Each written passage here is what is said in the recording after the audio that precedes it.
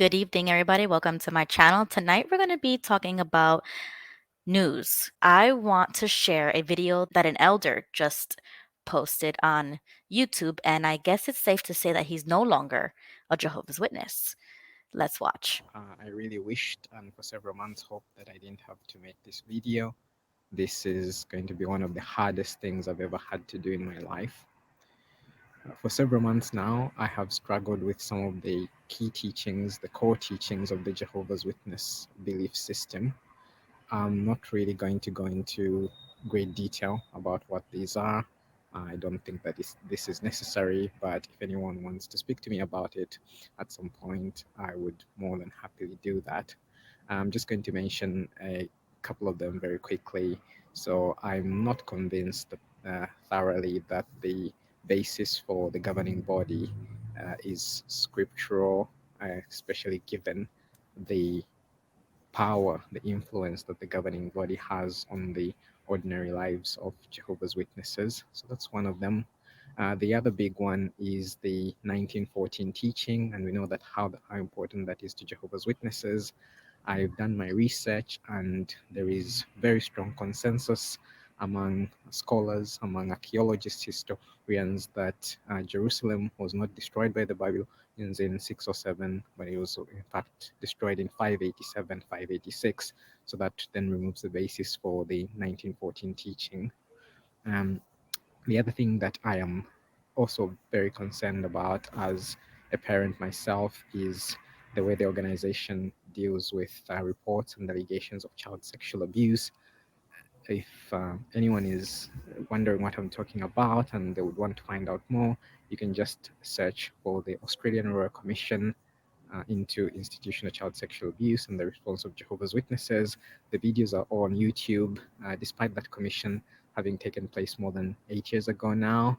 Um, I'm not convinced that the response from the Jehovah's Witness leadership has been adequate to address the concerns of that Royal Commission as well as other secular institutions. So where does that leave us? Where does that leave you and I, my dear friends, especially? Well, from my point of view, I feel that it is extremely unfair that this organization does not have an exit option for people who no longer believe, who, for conscientious reasons, no longer want to be Jehovah's Witnesses. And I think Exactly. that's very, very sad. And of course, if I'm no longer one of Jehovah's Witnesses, the rules don't apply to me. And therefore, if anyone still wants to remain in contact with me, they want to maintain a relationship with me or on whatever terms, I'm I'm open to that, but I will accept and will respect the Jehovah's Witnesses rules in relation to that. I understand that some people watching this video will be extremely disappointed. Some people will be sad, heartbroken, hurt, disgusted, and I appreciate why you feel that way. I would probably feel the same way if I was a few months ago. I'd probably have felt the same way as you do now. Mm-hmm. So I accept that. Um, I also want to speak to my classmates of the 42nd class of SKE. I realize that my actions have now stained your graduation photo, and I'm really sorry about that. And I'm sure the organization will find ways to fix that. I ask that you respect the privacy of my wife, who has chosen to remain part of the religion. But I also ask that you respect my daughter, who I will not accept any external influences who try to make her one of Jehovah's Witnesses. So that's all I Good have for to say on this you. for now, and take care, everyone. Bye bye. Good for him. And I think it's really brave for an elder to leave and be outspoken about it. I cannot believe that he actually did a video like this. And I recognized him because he just did a live stream, I think, with Lloyd Evans when he released some documents about how they formally take information for CSA cases. I want to talk about that point that he said there is no difference between somebody just wanting to leave because they no longer believe and then, committing sins. What a coincidence that I'm doing this right now because today I called Watchtower and I told them I want to get my publishing cards. Is there a way that I can get them? And he was like, well, no, that's not the way we do it. You would have to go to the your local Kingdom Hall, and that Kingdom Hall would talk to the old Kingdom Hall to request your cards. And I'm like, okay, but when I get them over here, can I physically get my cards and formally request you guys not to have my information anymore? And he was like, well, that's not the way it's done. So it was kind of like, I'm like, is it possible or impossible? Well, like, what's going on? The guy was vague as hell and couldn't give me a straight answer. And I'm like, I'm just gonna have to walk into a Kingdom Hall because I'm trying to avoid doing that, but I'm gonna have to. I'm just gonna have to walk in and request my cards and then ask them to give it to me and then tell them that I don't want them to have my information anymore. Is there a difference between disassociation and getting disfellowship? Because if I just want to disassociate myself for reasons of, teachings, what the Jehovah's Witnesses teach, but I consider myself a Christian, that I didn't commit any serious sin, because I want to let my Jehovah's Witness family know that you don't have to shun me. I didn't commit a gross sin. I just want to practice my freedom of religion and convert to another religion, but I'm still Christian. He didn't give me a straight answer. So I'm just gonna have to go to the local hall. But this and I was like, you know what? I mean, if you don't mind me asking, are you an elder or you just work here? Like, who are you? And he was like, yeah, I am an elder. So I'm like, can't even get straight answers over the phone from an elder. But you see, this elder comes on YouTube and says that he's exiting, and he proves it. He proves the point that there is no difference between disassociation and disfellowshipping. Sorry, I'm going on a rant here. Okay, we're going to be moving on to another news article that I want to discuss and show a YouTube video about it. This is another woman who is claiming a CSA among the Jehovah's Witnesses. I haven't seen this video yet. I'm going to watch it with you. Kezia Witten fears the Jehovah's Witnesses are still hiding child sexual abuse. You're a survivor every day. Every day you survive. The 34-year-old from regional Western Australia grew up in the Jehovah's Witnesses faith, which believes Armageddon is imminent.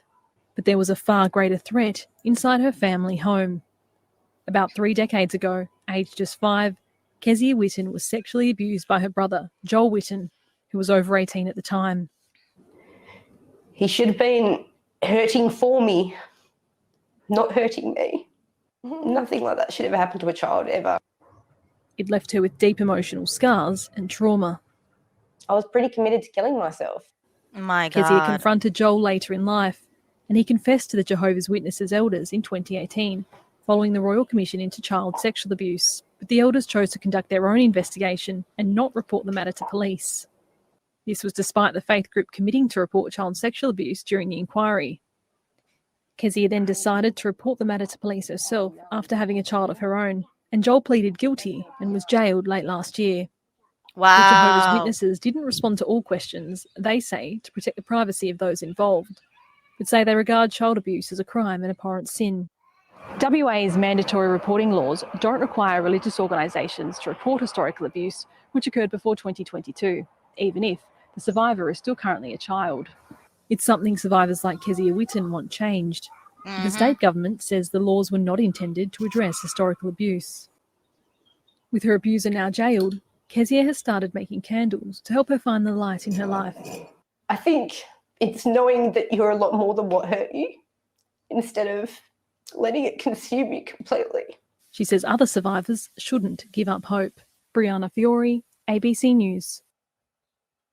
Thank God he got arrested and he pleaded guilty. Because you know how many other people get accused and they say that that's a lie and then they use the two witness rule as an excuse? I'm going to include the link to the article so that you can read it for yourself. But there's a lot more details that come into this and it's a little graphic. Now, speaking about court cases, the Jehovah's Witnesses are having their bottoms handed to them. The case that's happening in Norway is really exciting. I'm dying to find out what the verdict is going to be. So I hope that we could get updates about that. But if you don't know about the Norway situation yet, there are many other YouTubers that have covered it. I can put a link in the description about the case. And there was also another case in Spain that Jehovah's Witnesses were trying to sue people for talking bad about their religion. And it kind of backfired because now, I mean, as you can see here, I can show you, now the tables have completely turned and now they can be called a destructive sect in Spain. So, this is the reason why I also woke up, because Jehovah's Witnesses were doing stuff in court that doesn't morally make sense. Because if you're Jehovah's Witnesses, why are we taking people to court? They're the ones who are teaching us not to be taking our brother to court and stuff like that. And that's where all of these internal investigations happen, because we never take our brother to court. It should always be handled, and we should forgive each other, and we should, that's what the Bible teaches. Okay. So in this last article, we are going to review information about how this Jehovah's Witness sadly was murdered by another witness, and it's been going around Twitter. People have been talking about it already. The exjw community is really sad about what happened here. I'm going to play the clip of her daughter speaking about a little bit what happened.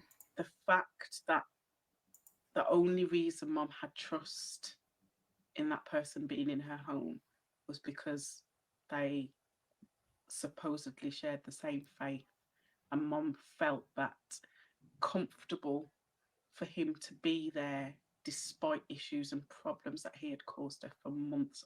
Because if we serve the same God in the same way, what issue could there be? So to know what he's done, it's a, I just feel deceived. She was deceived. I mean, this man hid what he used to kill my mother in his own family's wheelie bin. No, I don't understand how anyone can imagine doing that to your own family. This man deceived a lot of people, the congregation, his own family, ultimately my mother. And I think he had the security net of, I'm in this faith, I'm in this congregation, and you can hide behind you can hide behind that. You can hide who you really are, the person you really truly are. And that's what I'm saying about being deceived. I use the phrase of a wolf in sheep's clothing.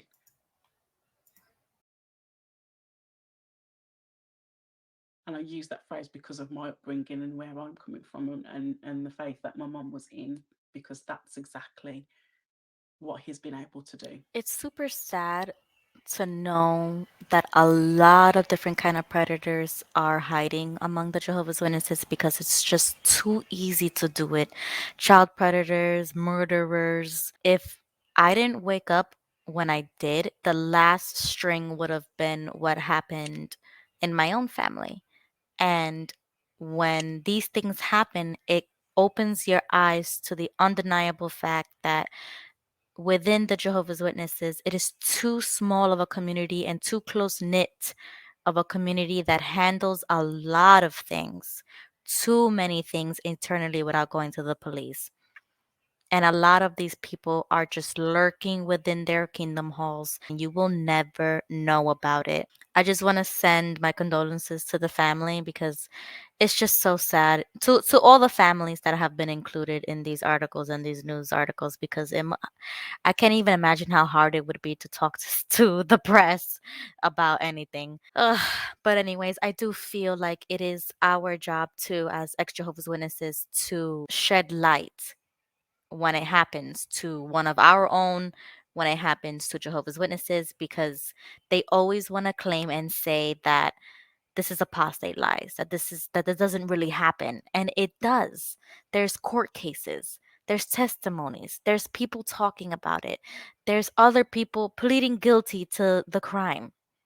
And we have to start listening. We have to open our eyes and open our ears and start listening, and to start taking these cases seriously, so that we can protect everyone, not just Jehovah's Witnesses, even the people on the outside, but more importantly, the ones inside, because they don't even know what's going on. This is a brand new channel, brand new ideas come to me every so often. So I started my reviews for movies, and I will post every Monday for that. And these types of videos about news and arrests and stuff like that, I want to continue making these videos as much as I can. I want to do a news category. So I'm going to create different playlists, and I want to just keep having fun on here. Have a good night, guys. I'll catch you next time.